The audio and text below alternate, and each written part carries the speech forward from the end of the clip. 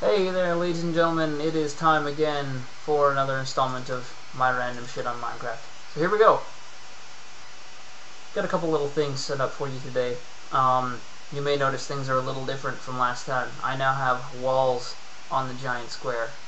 That'll be another video. This is for something that I've been spending a little bit of time constructing. This is the random terrain generating battle arena. So I'm gonna walk in here, fuck off cows, and show you. It is a circular sand arena with a falling floor that generates its own terrain. This is the prototype. It's only one layer of sand and one layer of wood, not like that. And I got a little viewing platform up there, and I'm going to show you how the random terrain generating works. Ready, steady, go.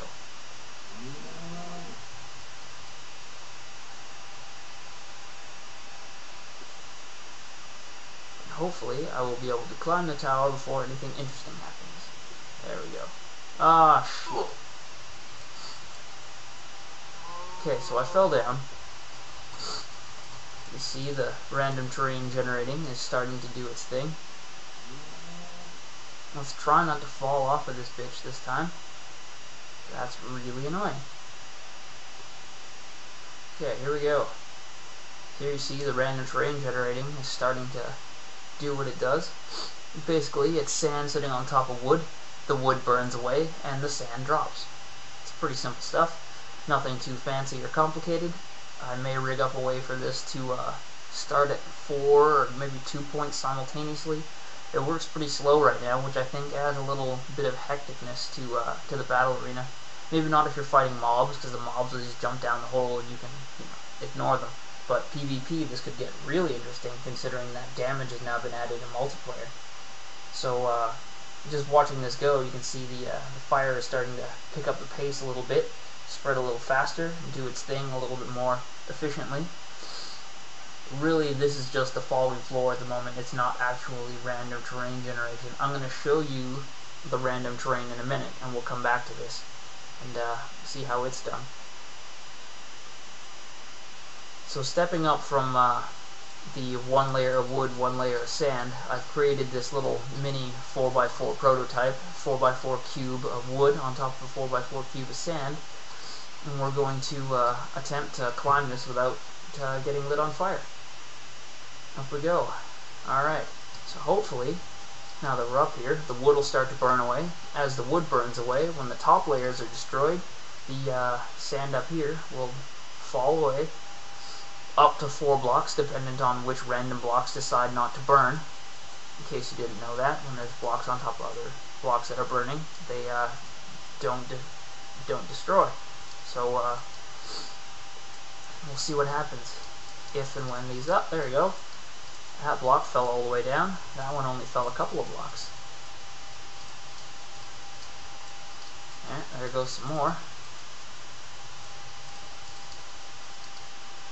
So this is sort of working. Oh, there goes some more blocks.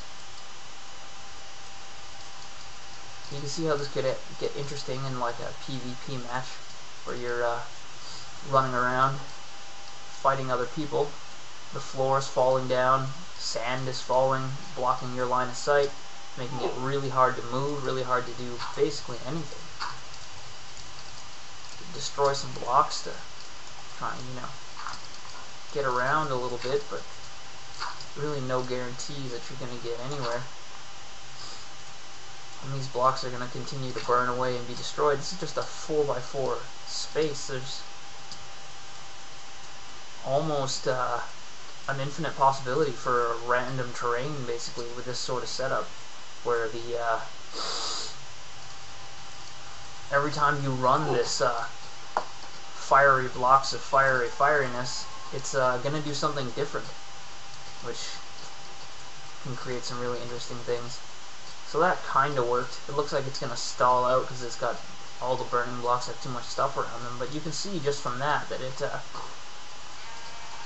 creates some burning sheep, apparently.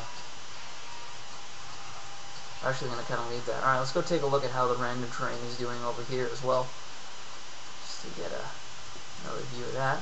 if I can figure out how ladders work. Fucking ladders. How do they work? I'll climb up here and have a look. See? This is what happens when you let the fire do its thing on this side. Now if you look at the timer, it did take about 5 minutes for this to happen, so it leaves you with a lot of time to kind of get out of the way of the fire if there was a big hole underneath. Or you can kind of see more like that, where you create a really random place to stand, pits to fall in, places to get trapped. Your opponents could still be standing on higher blocks if you get dropped into a single cube hole. That leaves them with an awesome opportunity to climb up and beat you on the head with things, or shoot you with arrows and stuff. So could be an interesting mechanic to use in PvP. Maybe even use some sort of hidden pressure plate system or something like that. I'm not sure how exactly that would work. You might be able to put pressure plates underneath the falling sand so that a falling sand block can land on a pressure plate, set it off, and start more fire or more crazy shit. But this is just one idea that I've had and played with in my Minecraft world. And just for the sake of doing it, I'm gonna climb up real high here and show you guys my walled city that I've started creating on top of the giant square from last time. Just make sure I don't get above the clouds so that it doesn't block my view. Okay, we're pretty cloud free for the moment, so I might just climb up as high as we can here. Have a look, and you can see the big circular wall. I've got 4 gatehouses built and my little storage shed. The gatehouses and the entire wall itself are actually going to be 2 floors, a top viewing deck, which is fenced off, and you can see almost all the way across to the other side of the city. You can't see from one side of the city to the other.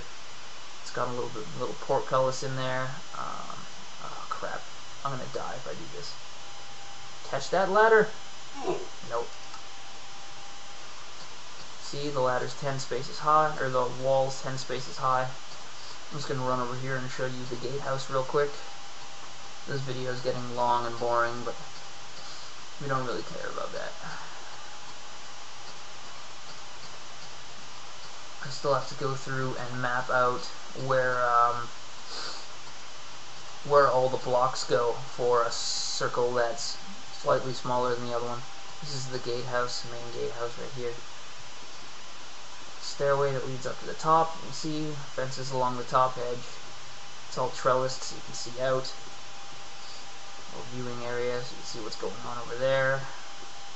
Stairs down the other side. This here is meant to be iron doors, only openable by a switch on the inside of the wall here. You can see my fake portcullis made of fences, because that's how I do. Just a little gatehouse, something to add an extra little dynamic.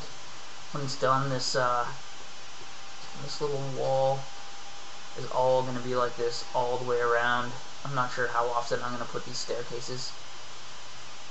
Seems like they would be a bit of a pain in the ass to put in the more jagged sections out near the middle of the curve, being that we are basically working with pixels here. For anybody who cares, I actually used paint to create the layout for the wall. This thing is 256 by 256, right? So I went into paint, made myself a 256 by 256 canvas, and then I drew a circle on it with the circle tool, and then I mapped out all the pixels for 1/4 of the square, and then basically multiplied it times 4, laid it all out, and built it up 10 high. And just to bring this up to the 10-minute mark, I'm going to show you guys my little storage hut. Looking in here, we've got everything's all marked out, especially what side it is. So if I wanted to get all my raw wood, all I'd have to do is break this box. Bam. And all my logs come popping out, except for the fact that apparently all my logs are in the wrong side, because I'm an idiot. I even marked out which is supposed to be which, but apparently I have no idea what that is. So, say we want some half steps, I break this side, and we get half steps. Bam. my entire inventory of half steps. So yeah, that's my world. Enjoy.